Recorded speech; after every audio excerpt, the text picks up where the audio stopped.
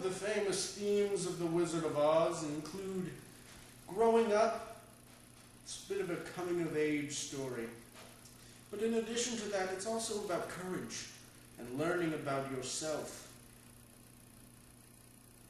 But it is more than just learning about yourself. It is also learning about friendship, getting along, and using your friends as allies to overcome your obstacles, and ultimately finding true happiness. That is what The Wizard of Oz is all about.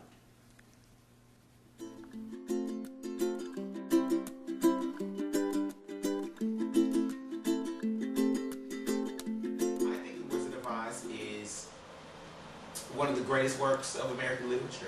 I feel like it's one of the most influential as well. Everybody knows it. It's had about 1 billion interpretations, theater, movies, books, adaptations like Wicked, Broadway plays. I feel like it's probably one of those timeless stories now that's like gone down in history. It's like almost. Yeah. I don't like The Wizard of Oz. I think it's really cliche and cheesy, and I think the characters in the story are too blind to realize that they already have all the things that they want. And if they would just open up their eyes and realize that they're worth more than they think they are, then everybody would be much happier. I personally enjoy The Wizard of Oz a lot. I also enjoy The Wiz. The Wizard of Oz, I feel like, is a great story for children because it embodies, like, there's a magical element about it. Even though a lot of people, they say, oh, well, it's overdone, and I don't like it, and it doesn't really, you know, embody magical elements. I feel like it does, because there's, like, this place that's magical, and it has witches and monkeys, and there are just so many different versions of it. I've never heard anyone say anything bad about the movie.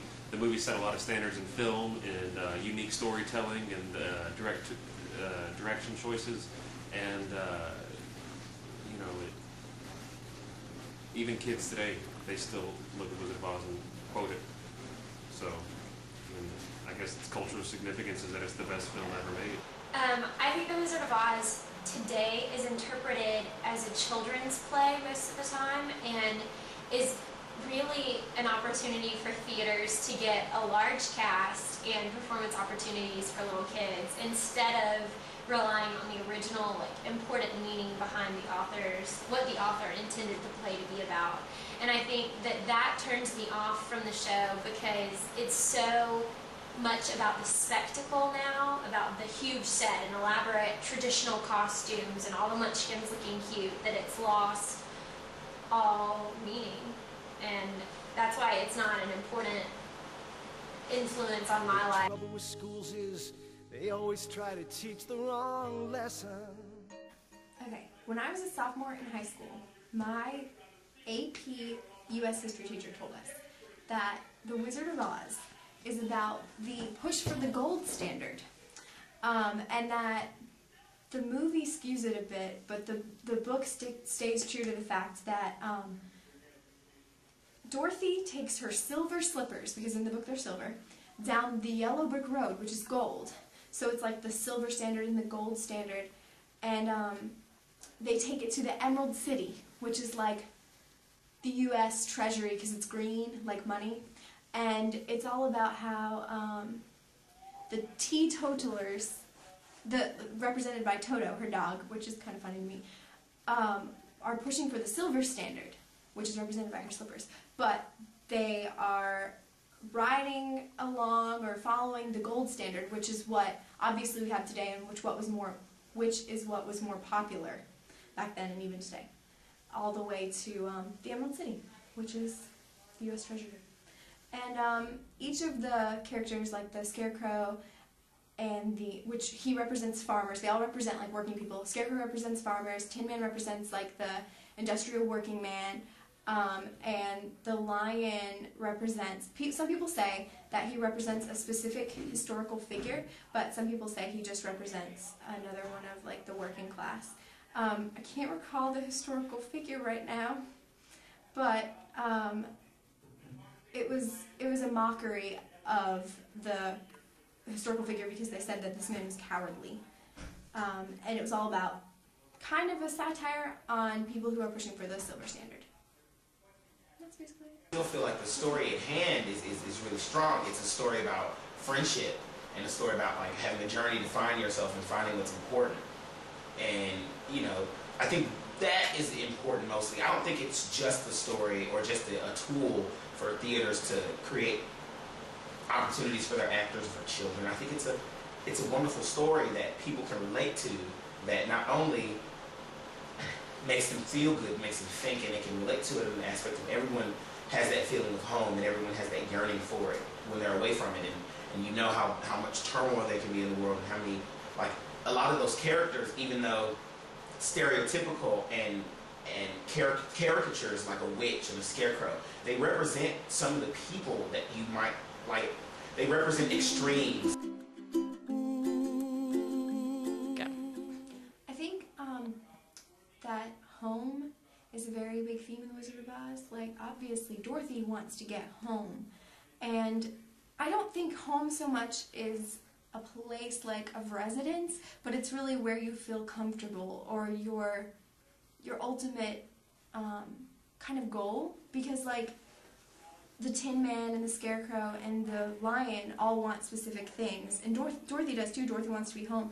And I think home is just a place where you can feel comfortable with who you are. And I really think that just shows throughout The Wizard of Oz, because they're just working towards getting somewhere where they can feel safe and comfortable, like home. I think overall the theme of Wizard of Oz would be not taking your friendships for granted. In the story, Dorothy meets three friends, and she has family in Kansas, and you know, by the end of the story, you know, she's always longing to go back home, and you know, a place where, you know, she feels she belongs, a place where she's safe, and I guess a theme for that, especially for families and kids, is to, you know, never take for granted the friendships and the relationships that we have with our families. It's so iconic. You know, you hear that song. I know a lot of people who haven't even seen the movie who know Somewhere Over the Rainbow, or you know who the Witch is, and you know something about it. You know of it at least. And because of that name that it has, you really don't have much room for interpretation. However, I do agree that it does become frivolous and it does become a bit silly at times. But I think the good thing about it is that's how it gets. The work itself is what I'm trying to judge, not necessarily the interpretation of it, because the work itself to me is so influential, and it's so strong in that it reaches everyone. Everyone can relate to it, like all ages, and it's something that artistically should be more expounded upon. They really should incorporate some of the essence of what the author was trying to say, and the story of, you know, friendship and home and stuff. And I feel like people don't, in practice, often do that. However, I feel like in general, the story itself is actually pretty strong and should be told.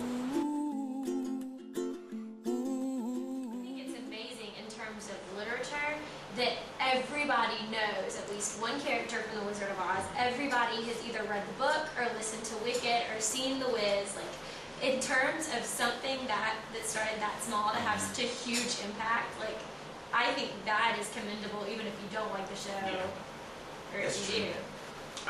It's interesting though, because you just a little funny note. They talk about how much the book changed from the play or the movie.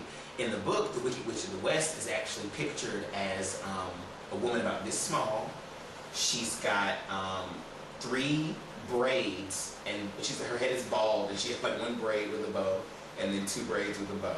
And she's got like a patch over 1 eye. She's wearing a really frumpy skirt, and they describe her as being so dry that, or something about how she's so dry and so dusty that like water could melt her. And they explain that earlier because her soul is so dry or something like that. So it's interesting how they went from that to the green woman. And it was only because the only reason they even made the witch green in the production was because they had Technicolor now, and they decided, well, we're gonna have a witch, we should make her a cool color. Because actually in the book, she wasn't described as having green skin at all, and she wasn't described as being in all black and all that other kind of stuff. So it's interesting the changes that were made in order to transfer it to film.